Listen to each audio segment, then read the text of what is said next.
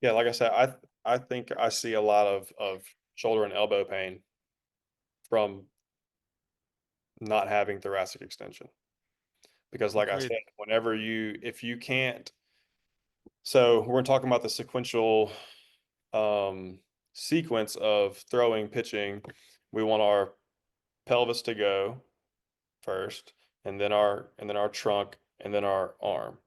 So whenever your pelvis goes, rotates forward, we want to have hip shoulder separation. So we need to have counter rotation of our T-spine.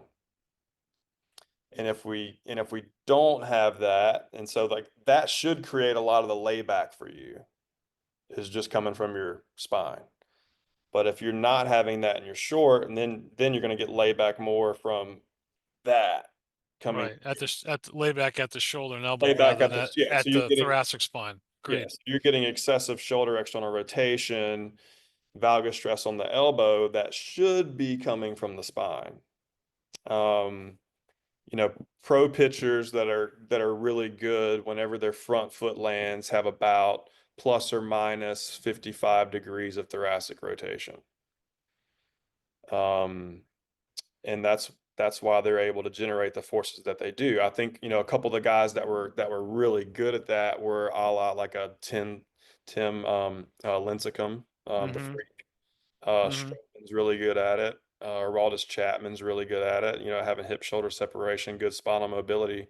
I mean, look at, I mean, Lincecum was what, 5'11", 170 pounds soaking wet, sat 93 to 97. I think he hit 101.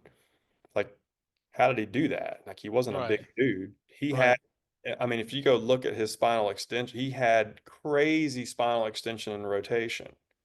And he was like, Wasn't a fan of his arm path, but yeah, just like yeah, I'm not a fan of Chapman's arm path, but his but drop and his but drive his but and his trunk spine. and his Yep. and his spine was phenomenal, and that's why he was able to generate it.